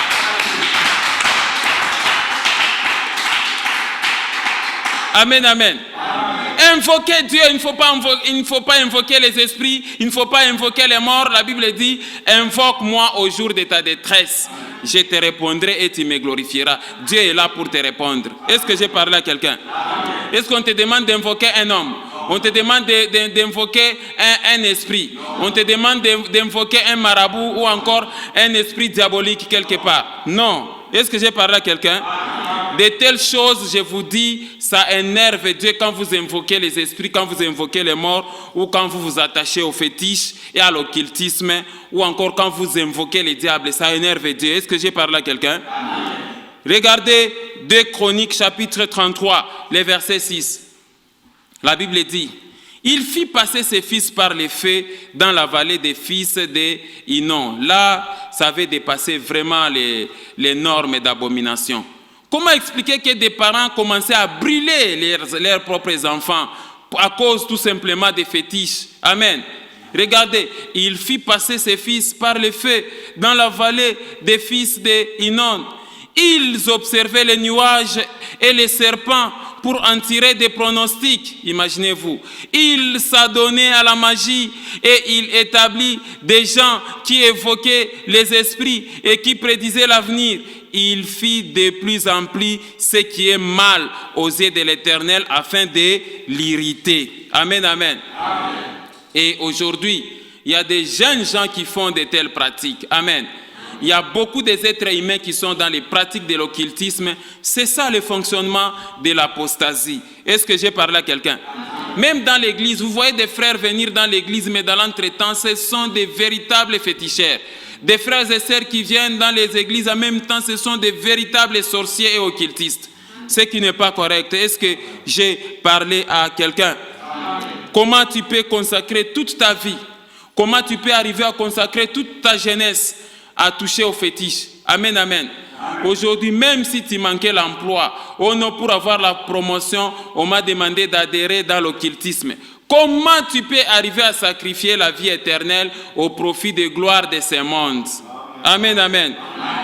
Mais regardez ce que la parole de l'Éternel est en train de parler à propos des jeunes gens ou à propos des êtres humains qui touchent au fétiche. Leur fin sera la perdition. Amen. Regardez Ésaïe 47, versets 9 à 15. Et suis attentivement, tu vas comprendre quelque chose. Ces deux choses t'arriveront subitement au même jour.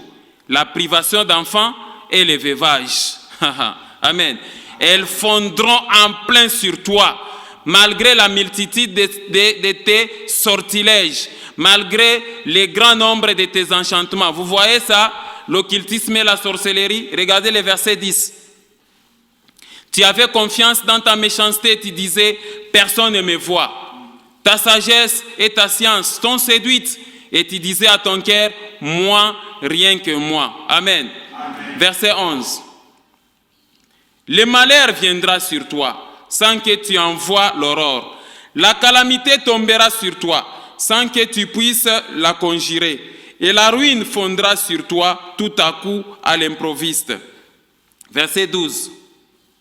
Reste donc au milieu de tes enchantements, tellement que l'Éternel est fatigué de t'exhorter, toi tu ne comprends pas. Il dit, reste, ça c'est la figure, n'est-ce pas, la permission indignante, n'est-ce pas, vous vous souvenez de l'enseignement.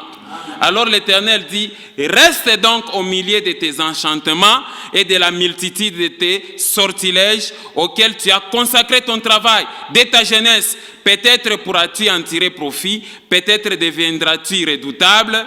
Regardez le verset 13. Tu t'es fatigué à force de consulter ce qu'il s'élève. Tu t'es fatigué à force de consulter. Qu'il s'élève donc et qu'il te sauve. Ceux qui connaissent le ciel, qui observent les astres, qui annoncent d'après les nouvelles lignes ce qui doivent arriver. Regardez le verset 14. Voici, ils sont comme de la paille, le feu les consume. Ils ne sauveront pas leur vie des flammes. Ce ne sera pas du charbon dont on s'échauffe, ni un feu auprès duquel on s'assit. Ça sera la géhenne et l'enfer. Regardez le verset 15. Tel sera le sort de ceux que tu t'es fatigué à consulter et ceux avec qui tu as trafiqué dès ta jeunesse se disperseront chacun de son côté. Il n'y aura personne qui vienne à ton secours.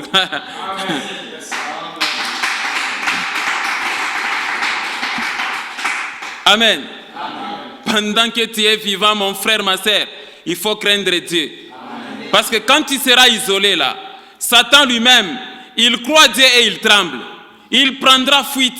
Et on dit que ça sera dans un feu éternel. Amen. Tu vois le soleil, non? Vous voyez le soleil, comment il est ardent? Et si on vous jetait dans le soleil, qu'est-ce qui va arriver? Si l'Éternel s'est décidé de vous jeter dans le soleil, qu'est-ce qui va arriver? Donc un être humain ne peut pas se montrer malin ici-bas sur terre. Est-ce que j'ai parlé à quelqu'un? Voilà comment fonctionnent les plans les plans de l'apostasie. Il ne faut pas tomber dans ces plans-là. Est-ce que j'ai parlé à quelqu'un? Deuxièmement, le deuxième point de fonctionnement de l'apostasie, le plan surnois de l'apostasie orchestré par Satan, le diable dans le monde, fonctionne au moyen de l'introduction de fausses doctrines, des démons et des esprits séducteurs. Amen, amen. Ça, c'est un problème très sérieux. Vous allez voir, dans les églises, on donne des faux enseignements. Des doctrines des démons maintenant s'introduisent dans les églises. Amen, amen. Par exemple, conditionner la prière par l'enveloppe d'argent. Amen, amen. Ça, c'est de l'apostasie dans les églises. Les fiches de consultation prophétique, ou encore il faut payer les choses, il faut payer la prière, ou encore les actions de grâce qui font mal au cœur. Tout ça, c'est de l'apostasie dans l'église. Est-ce que j'ai parlé à quelqu'un? Ce sont des séductions et des doctrines des démons qui ont été introduites dans les églises. C'est comme ça que l'apostasie fonctionne. Est-ce que j'ai parlé à quelqu'un? Voilà pourquoi, si nous lisons 1 Timothée chapitre 4, versets 1 à 2, vous allez comprendre quelque chose. C'est l'hypocrisie des faux docteurs. Mais l'Esprit dit expressément que dans les derniers temps, quelques-uns abandonneront la foi pour s'attacher à des esprits séducteurs et à des doctrines de qui? Des démons. Regardez le verset 2. Par hypocrisie des faux docteurs, portant la marque de la flétrissure dans leur propre conscience. Amen, amen. C'est comme ça que ce plan fonctionne. C'est pourquoi, mes frères et sœurs, Dieu vous a donné l'intelligence pour demeurer dans les véritables. Il ne faut pas accepter n'importe quel enseignement, parce que c'est ton pasteur qui l'a enseigné. Amen, amen.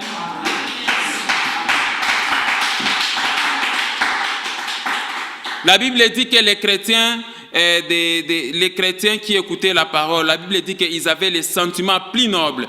Les Juifs avaient des sentiments plus nobles que ceux des Thessaloniques parce qu'ils recevaient la parole avec empressement et ils examinaient chaque jour les Écritures pour voir si ce qu'on leur enseignait était exact.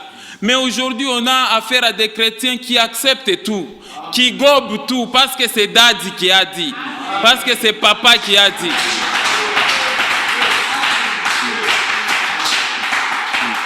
Vous ne devez pas accepter n'importe quoi. Quand on vous donne un enseignement, il faut l'examiner. Est-ce que ce que votre pasteur a dit, c'est correct ou bien c'est faux? Et quand c'est faux, vous rejetez. Est-ce que j'ai parlé à quelqu'un? Vous n'allez pas commencer à gober, commencer à accepter n'importe quoi. On vous soumet à des cérémonies bizarres. Vous pensez que vous êtes dans la vérité alors que vous êtes dans les doctrines des démons. Amen. Et vous, serviteurs, vous devez travailler la parole de Dieu pour ne pas enseigner des bêtises dans vos églises.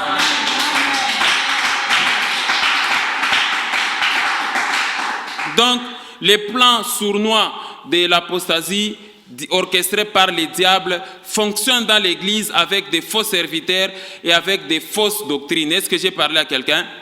Des faux enseignements. Et là, nous sommes maintenant dans le troisième fonctionnement.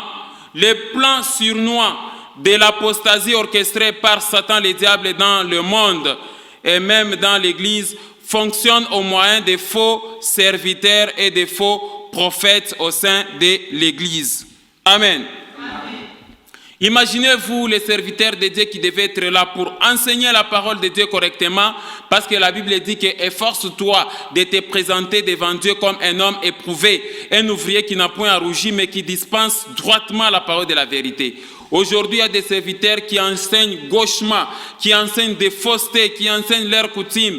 Et c'est ça le fonctionnement sournois du plan de l'apostasie dans l'église. Est-ce que j'ai parlé à quelqu'un?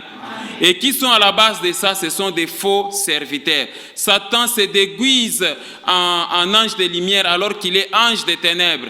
Et c'est comme ça qu'il y a aussi des faux serviteurs, marabouts, féticheurs, occultistes, se décident de créer des églises et d'être à la tête de l'église pour enseigner des faussetés. Est-ce que j'ai parlé à quelqu'un? Il n'y a rien de nouveau sous le soleil. Et l'apôtre Paul nous parle de ça quand nous lisons le livre de 2 Corinthiens chapitre 11, versets 13 à 15. Vous allez comprendre quelque chose. La Bible dit, ces hommes-là sont de faux apôtres, des ouvriers trompeurs, déguisés en apôtres de Christ. Vous voyez ça? Regardez le verset 14. Et cela n'est pas étonnant, puisque Satan lui-même se déguise en ange de lumière. Regardez le verset 15. Il n'est donc pas étrange que ces ministres aussi se déguisent en ministres de justice. Leur fin sera selon leur œuvre. Amen. Oui, bien-aimés dans le Seigneur, éprouvez vos serviteurs. Observez avec l'œil spirituel vos serviteurs de Dieu. Il faut les observer. Il y a d'autres qui ont déjà régné la foi. Il y a d'autres, l'huile a cessé de les oindre. Ils sont restés avec la connaissance de la parole, ils peuvent enseigner correctement. Mais quand vous observez leur vie, ils sont déjà loin de Dieu, ils ont déjà abandonné la foi. Il faut faire très attention. Lisons aussi Romains, chapitre 16, versets 17 à 18. Vous allez comprendre quelque chose. Je vous exhorte, frères, à prendre garde à ceux qui causent des divisions et des scandales au préjudice de l'enseignement que vous avez reçu. Éloignez-vous d'eux. Verset 18. Car de tels hommes ne servent point Christ notre Seigneur, mais leur propre ventre.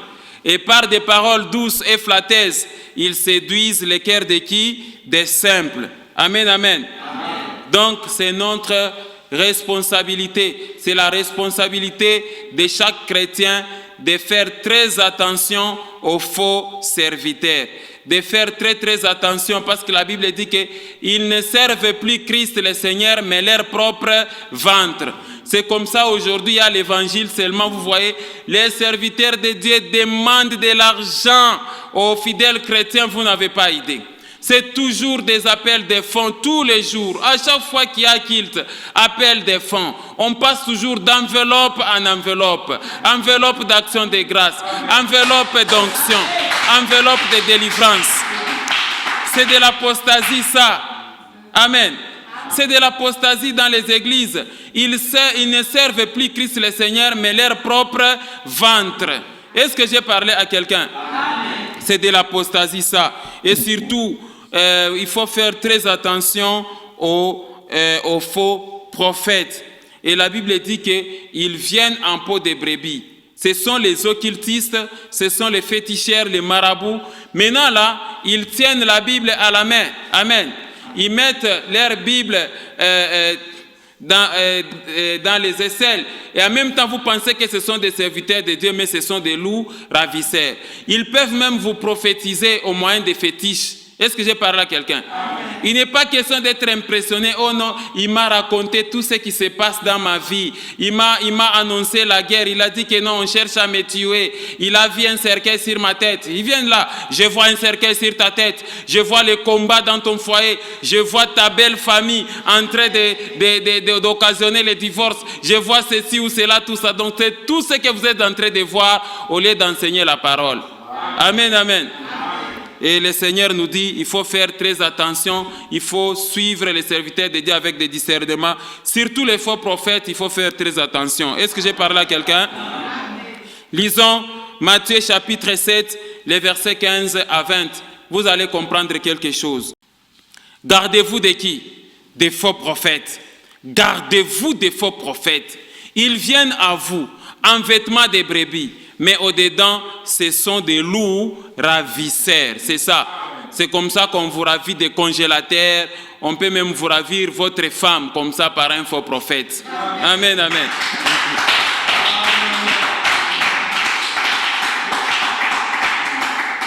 Est-ce que j'ai parlé à quelqu'un? Regardez le verset 16. Vous les reconnaîtrez à leurs fruits. Cueille-t-on des raisins sur des épines ou des figues sur des chardons? Verset 17. Tout bon arbre porte de bons fruits, mais les mauvais arbres portent de mauvais fruits. Verset 18. Un bon arbre ne peut porter de mauvais fruits, ni un mauvais arbre porter de bons fruits. Verset 19. Tout arbre qui ne porte pas de bons fruits est coupé et jeté au feu. Le verset 20. C'est donc à leurs fruits que vous les reconnaîtrez. Amen, amen. Amen. Ça, ce sont des paroles sorties de la bouche de notre Seigneur et Sauveur Jésus-Christ. Jésus-Christ nous a donné toutes ces instructions. Gardez-vous des faux prophètes. Surtout vous qui voulez toujours qu'on vous dise c'est quoi qui se passe dans votre vie, quel est votre avenir, quel type de combat que vous avez, quel piège qui est à côté de vous. Est-ce qu'on cherche à vous tuer par les sorciers de votre famille? Est-ce qu'au travail on est en train de vous combattre? Est-ce qu'on cherche à vous empoisonner? Qu'est-ce qui se passe? Tout ça ainsi de suite.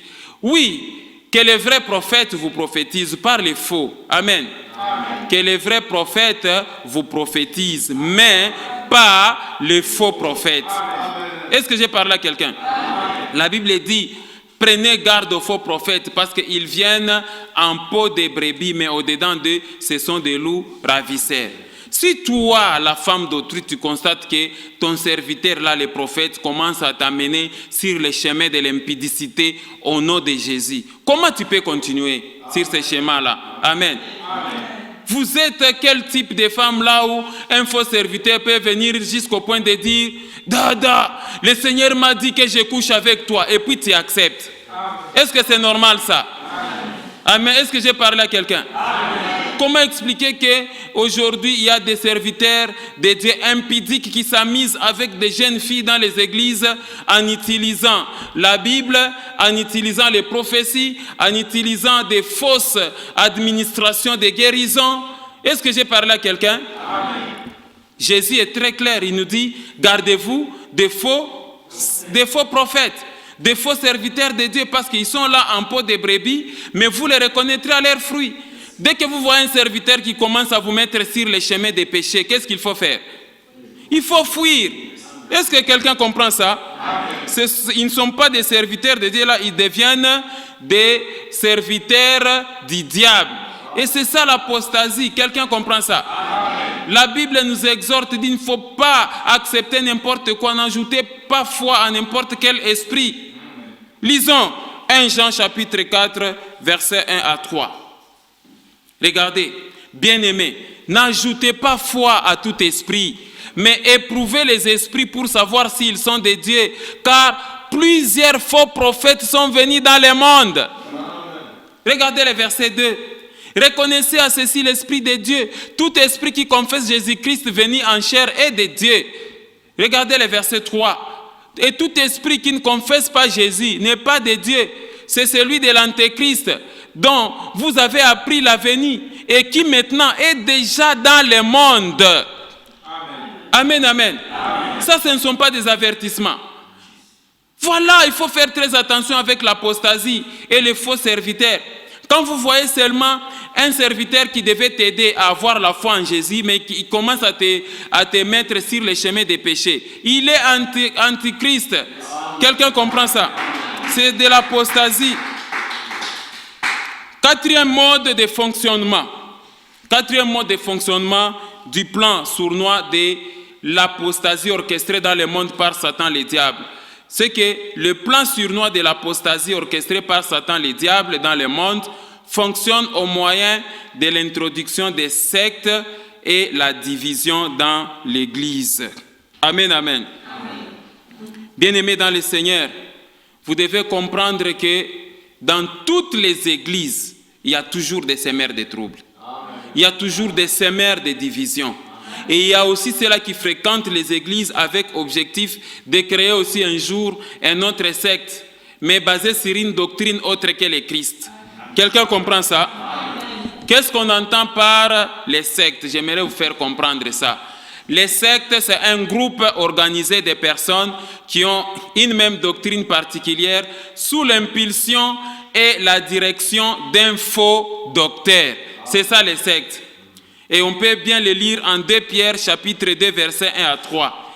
Il y a eu parmi les peuples de faux prophètes, il y aura de même parmi vous de faux docteurs qui introduiront des sectes pernicieuses et qui, régnant les maîtres qui les a rachetés, attireront sur eux une ruine soudaine. Plusieurs les suivront dans leur dissolution et la voie de la vérité sera calomniée à cause d'eux. Par cupidité, ils trafiqueront de vous au moyen des paroles trompeuses et qui menacent depuis longtemps la condamnation et dont la ruine ne sommeille point. Amen, amen. Amen. Voilà les quatrièmes stratégies du fonctionnement de l'apostasie. C'est pourquoi je t'exhorte, mon frère, ma sœur, dans l'église là où tu fréquentes là, ne sois pas cité parmi les semeurs des troubles. Est-ce que j'ai parlé à quelqu'un? Ne sois pas les semeurs des troubles dans les églises. Que ce soit à la chorale, que ce soit au niveau de la sphère des serviteurs de Dieu. Ne sois pas celui-là qu'on pointe du doigt que non, lui, il vient pour apporter la division. Il vient pour apporter le désordre dans l'église. C'est que c'est toi l'artisan même de l'apostasie. Est-ce que quelqu'un comprend ça? Cinquième mode de fonctionnement. Avant-dernier mode, c'est le 5e mode, c'est le plan sournois de l'apostasie orchestrée par Satan, le diable dans le monde et qui fonctionne au moyen de plonger les chrétiens dans la vie des péchés, les ambiances journalières et nocturnes. Amen, amen. Voilà une autre façon pour les diables d'amener les chrétiens dans l'apostasie. Vous trouvez des jeunes gens qui ont un emploi mais qui sont des ambianceurs, vous n'avez pas idée. Des gens plongés dans les ambiances nocturnes et journalières. C'est de l'apostasie. Est-ce que j'ai parlé à quelqu'un? L'apostasie en marche laisse les chrétiens en train de prier. On laisse les chrétiens aller à l'église, aller chanter, aller prêcher. On laisse tout le monde en toute liberté, même le dimanche, la semaine, entrer en jeûne et prière. Mais on les entraîne à mener une vie de péché en dehors de l'église. C'est de l'apostasie. Est-ce que j'ai parlé à quelqu'un? Vous allez voir des chrétiens, ça fait des années, mais ils demeurent toujours des païens. Est-ce que j'ai parlé à quelqu'un? Alors, ce qui fait la différence entre les chrétiens et les païens, c'est le fruit de l'esprit. Amen. Vous allez voir des chrétiens, on a tellement enseigné la parole de Dieu, mais ils ne changent toujours pas. Il est toujours païen, il est toujours ambianceur, il est toujours dans la débauche, il est toujours infidèle au foyer. Mais vous le voyez tous les jours à l'église, avec sa cravate là, il chante, il danse. Le diable a pris cette stratégie là dans le fonctionnement sournois du plan de l'apostasie.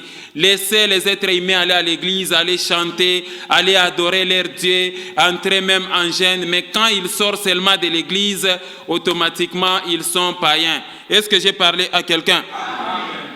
Bien-aimés dans le Seigneur, vous devez faire la différence entre église, bâtiment et église, votre corps physique. Amen. Au fait, l'église, bâtiment, ça nous met juste dans la chaleur de l'ambiance collective, de l'ambiance spirituelle. Et c'est là où on peut profiter aussi pour chanter Alléluia, Alléluia, Alléluia, na Yesu. C'est l'ambiance spirituelle. C'est l'église bâtiment. Là où vous recevez même les enseignements, là où vous pouvez adorer, là où vous pouvez chanter, on vous dit acclamer Dieu. Mais la vraie vie chrétienne, c'est l'église, votre corps physique. Et surtout dans votre vie, quand vous êtes seul. Amen. La vraie vie chrétienne, c'est votre vie individuelle. Quand vous êtes seul, quand vous êtes à un endroit là où les yeux de ceux-là qui vous connaissent ne vous voient pas et que vous devez pratiquer la parole et marcher dans les commandements. Est-ce que j'ai parlé à quelqu'un? Et non pas être comme une petite brebis, comme un petit agneau dans l'église. Et après l'église, vous revenez dans vos ambiances, vous allez encore chez vos amis sorciers et vous vivez comme ça, c'est que c'est de l'apostasie. Est-ce que j'ai parlé à quelqu'un? C'est comme ça, nous avons lu le livre de Tite, chapitre 1, verset 16. On dit, ils font profession de connaître Dieu. Laissez-les aller à l'église. Laissez-les aller chanter. Ils font profession de connaître Dieu. Mais ils les renient par leurs œuvres. Ils sont dans l'apostasie. Ils renient la foi par leurs œuvres étant abominables, rebelles et incapables d'aucune bonne œuvre. Amen. Amen. Voilà pourquoi j'aime souvent la chanson là. Miaka mingi mukanisa matendo yabo mbali na Mungu waaminifu wa leo. Ni kweli miaka mingi mukanisa matendo yabo mbali na Mungu Amen. C'est-à-dire, dans le fonctionnement du plan de l'apostasie, le diable, Satan, le diable, il dit, laissez les êtres humains aller à l'église. Laissez-les adhérer à la chorale, à l'orchestre chrétien. Laissez-les même être serviteurs, commencer à prêcher. Laissez-les aller torchonner l'église. Laissez-les entrer dans les départements d'évangélisation, d'intercession, départements, je ne sais pas moi, des mamans. Laissez-les, mais ils vont faire profession de connaître Dieu, mais quand ils seront seuls dans leur vie individuelle, ils vont régner Dieu, ils vont renoncer à la foi par leur conduite abominable. C'est ce que dit Acte 1,16. Amen. On peut relire les livres des Actes chapitre 1, les versets 16. La Bible dit ceci. Ils font profession de connaître Dieu, mais ils renient par leurs œuvres étant abominables, rebelles et incapables d'aucune bonne œuvre. Amen. Autant d'années dans l'Église, mais les cœurs ne changent toujours pas. Et pourtant, nous sommes à l'heure où les chrétiens doivent annoncer l'évangile de Jésus-Christ par leur propre conduite, même sans ouvrir la Bible. Est-ce que j'ai parlé à quelqu'un?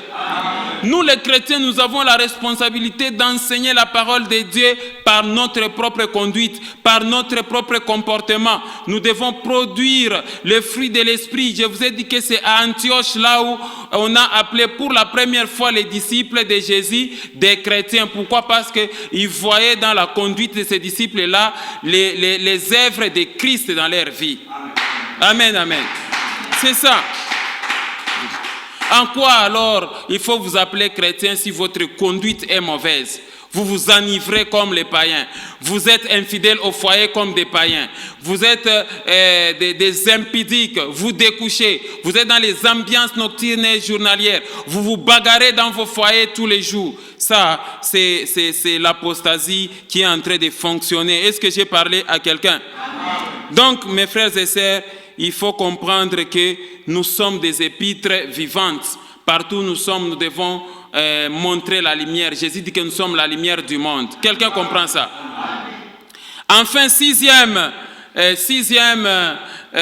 moyen de fonctionnement de l'apostasie dans le monde, c'est que les plans sournois de l'apostasie orchestrés par Satan, le diable, dans le monde fonctionnent au moyen de l'abandon de la vie familiale au foyer, des divorces, des célibats prolongés, des dislocations entre conjoints. Amen, amen. Ça, c'est de l'apostasie. Est-ce que j'ai parlé à quelqu'un? Il y a beaucoup de foyers, beaucoup de maisons, il y a trop de tensions. L'homme et sa femme ne s'entendent pas. Tous les jours, c'est la bagarre. Tous les jours, il faut conseiller. C'est toujours, non, ferme tes histoires, rentre chez toi. Et ou encore, l'homme, du lundi jusqu'à dimanche, il est dans les ambiances. Et il y a des hommes aussi qui désertent leur foyer. Est-ce que j'ai parlé à quelqu'un? Vous désertez votre foyer et vous revenez, je ne sais pas moi, 3 jours après. Ou encore, vous abandonnez vos enfants. Vous laissez la charge des femmes et de la femme et des enfants à leur propre sort. C'est la femme maintenant qui s'occupe des enfants. L'homme n'est même pas là. L'homme a abandonné sa famille. Ça, c'est l'apostasie. Et l'apostasie a comme objectif de détruire la structure familiale. Amen. La désertion de ses responsabilités. Les refus de se marier. Il y a beaucoup de garçons qui ont refusé de se marier. C'est comme ça, vous voyez, les homosexuels commencent à se marier eux-mêmes. Les lesbiennes aussi à se marier eux-mêmes. C'est de l'apostasie. Est-ce que j'ai parlé à quelqu'un? L'hostilité à l'égard des enfants. Vous trouverez une catégorie de gens qui n'aiment pas mettre au monde. Vous voyez que la progéniture est combattue par des sorciers. Est-ce que j'ai parlé à quelqu'un? C'est de l'apostasie. Des gens qui abandonnent la structure de la famille. Quand l'homme rentre du boulot et regarde sa femme, automatiquement la femme est son ennemi. Quand la femme aussi regarde son mari, automatiquement son mari est son ennemi. Est-ce que j'ai parlé à quelqu'un? C'est de l'apostasie ça. Lisons 1 Timothée chapitre 5 verset 8. Si quelqu'un n'a pas soin des siens, et principalement de ceux de sa famille, il a renié la foi. Amen. Et il est pire qu'un infidèle. C'est ça. Il a renoncé à la foi. Est-ce que j'ai parlé à quelqu'un? Je voulais parler à toi, l'homme là. À chaque fois quand tu as ton salaire, il y a toujours une part de prostituées. il y a toujours une part de tes ambiances, de tes impudicités. C'est que tu n'es pas dans la foi, même si tu fréquentes l'église. Est-ce que j'ai parlé à quelqu'un? La Bible est très claire que si quelqu'un n'a pas soin des siens, et principalement de ceux de sa famille, il a régné la foi. Si quelqu'un n'a pas soin des siens, et principalement de ceux de sa famille, de ceux de sa maison, de ceux de sa famille, il a régné la foi et il est pire qu'un infidèle. Amen. C'est comme ça, il y a beaucoup de divorces, de dislocations, de destructions de foyers. Et quand vous voyez, ils se sont disloqués à l'occasion de quoi? À l'occasion des petites choses. Vous êtes déjà dans un plan de divorce. Soit c'est la belle famille qui cherche déjà une femme pour leur garçon, ou encore c'est la belle famille aussi de la femme qui cherche aussi un homme pour leur fille, ainsi de suite. Ce n'est pas correct. Est-ce que j'ai parlé à quelqu'un? Voilà d'une manière générale, mes frères et sœurs, les 6 instruments avec lesquels l'apostasie fonctionne. Il y en a encore beaucoup d'autres. Je reviendrai sur ces enseignements pour vous expliquer encore clairement et lentement. Amen. Quelles sont les recommandations du Seigneur pour terminer l'enseignement? La Bible dit ceci en Colossiens chapitre 2, verset 8. Prenez garde que personne ne fasse de vous sa proie par la philosophie, par une vaine tromperie s'appuyant sur la tradition des hommes, sur les rudiments du monde et non sur Christ. Amen. Prenez garde, ne vous laissez pas tromper par des philosophies, par la sorcellerie, par les livres de l'occultisme, par des livres de marabouts, des féticheurs. Prenez garde, les gens viennent avec des philosophies et des doctrines des hommes. Prenez garde que personne ne fasse de vous sa proie par la philosophie, par des tromperies. Est-ce que j'ai parlé à quelqu'un? Deuxième recommandation, la fin du monde, elle est proche. Amen. La fin de toutes choses, elle est proche, mes frères et sœurs. Vous savez que vous, les êtres humains, vous n'êtes pas éternels ici-bas sur terre. Amen. On finit par vous enterrer avec des larmes. Ce sont vos membres de famille qui vont pleurer, il est parti, et on vous enferme dans une petite caisse, et on va aller vous enterrer quelque part, et on va même bétonner et mettre une croix là au-dessus. Est-ce que j'ai parlé à quelqu'un? Ce qui est important, sachez que la fin du monde est proche. Toutes ces choses que tu peux jouir parce que tu es encore vivant, tu peux acquérir des maisons, tu peux encore acquérir des voitures, tu peux faire ceci ou cela. Mais le jour où l'Éternel se décide de retirer le souffle de vie que tu as là, c'est fini, tout s'arrête là. Il n'y a que Dieu qui peut te sauver, il n'y a que Dieu qui peut te sortir de là. Parce que Jésus a dit que l'heure vient et elle est déjà venue. Où ceux-là qui sont dans les sépulcres entendront ma voix et ceux-là qui entendront revivront. Amen. Alors si tu ne comprends pas que la fin du monde est proche, et si tu ne comprends pas que l'homme termine la course de sa vie, l'être humain termine la course de sa vie dans un cercueil, si tu ne comprends pas ces choses et que toi tu t'abandonnes à l'orgueil, le jour où tu seras en face du jugement du Seigneur, c'est le jour où tu comprendras que Dieu reste Dieu. Est-ce que j'ai parlé à quelqu'un? Alors, la recommandation que je te donne, c'est dans 1 Pierre chapitre 4 verset 7 comme deuxième recommandation. La fin de toutes choses est proche. Soyez donc sages et sobres pour vaquer à quoi? À la prière. Donc ici vous voyez que Dieu nous appelle à la sobriété et à la sagesse. Menez une vie de droiture. Arrêtez les choses qui sont dans le noir. Est-ce que j'ai parlé à quelqu'un? Vous les êtres humains, vous n'êtes que des étrangers et des voyageurs ici-bas sur terre. Vous êtes venus nus, vous êtes sortis du ventre de votre maman nus, sans rien apporter, et le jour où vous partirez, vous n'emporterez rien. On va tout vous prendre. Si tu avais ce téléphone, les gens vont se distribuer. Si tu avais des grosses jeeps, les grosses jeeps vont rester au parking et on va organiser un plan pour commencer à vendre un à un. Et toi, tu ne sortiras pas du cimetière là-bas pour dire arrêtez de vendre mes jeeps. On va les vendre. Si tu avais autant de maisons, tout ça, la dislocation commence. J'ai toujours dit, vous savez pourquoi on appelle un cadavre dépouille mortelle? C'est parce qu'on lui dépouille tout.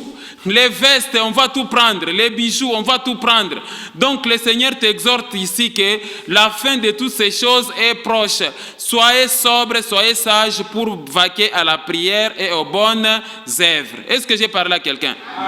Et enfin, la dernière recommandation, lisons Hébreux chapitre 10, versets 23 à 30, les versets 37 et 39, pour que tu ne puisses pas abandonner la foi, pour que tu ne puisses pas tomber dans l'apostasie. Amen. Retenons fermement la profession de notre espérance, car celui qui a fait la promesse est comment? Fidèle. Regardez le verset 24. Veillons les uns sur les autres pour nous exciter à la charité et aux bonnes œuvres. Voyez comment la parole de Dieu est claire. Regardez le verset 25. N'abandonnons pas notre assemblée comme c'est la coutume de quelques-uns, mais exhortons-nous réciproquement, et cela d'autant plus que nous voyons s'approcher le jour. La fin du monde elle est proche. Regardez le verset 26. Car si nous péchons volontairement, après avoir reçu la connaissance de la vérité, il ne reste plus de sacrifice pour les péchés. Jésus-Christ ne mourra pas encore à la croix pour la deuxième fois. Regardez le verset 27. Mais une attente terrible du jugement et l'ardeur d'un feu qui dévorera les rebelles. Donc l'enfer t'attend si tu ne veux pas croire au Seigneur Jésus-Christ. Est-ce que j'ai parlé à quelqu'un? Regardez le verset 28. Celui qui a violé la loi de Moïse meurt sans miséricorde sur la déposition de 2 ou de 3 témoins. C'est ce qui s'est passé dans l'Ancien Testament. Regardez maintenant le verset 29. De quel pire châtiment pensez-vous que sera jugé digne celui qui aura foulé aux pieds les fils de Dieu, qui aura tenu pour profane le sang de l'alliance par lequel il a été sanctifié et qui aura outragé l'esprit de la grâce. Amen. Regardez les versets suivants. Car nous connaissons celui qui a dit « À moi la vengeance, à moi la rétribution » et encore « Le Seigneur jugera son peuple ». Regardez le verset 37. Encore un peu de temps, celui qui doit venir viendra et il ne tardera pas. Il s'agit de Jésus. Regardez le verset 38. Et mon juste vivra par la foi, mais s'il se retire, mon âme ne prend pas plaisir en lui. Regardez le verset 39. Nous ne sommes pas de ceux qui se retirent pour se perdre, mais de ceux qui ont la foi pour sauver leur âme. Amen, amen. Voilà, mes frères et sœurs, voilà la fin de mes discours. Il ne faut pas te laisser emporter par l'apostasie. Nous ne sommes pas de ceux-là qui se retirent pour se perdre, mais de ceux-là qui ont la foi pour sauver leur âme. Que Dieu vous bénisse au nom de Jésus. Que Dieu vous bénisse.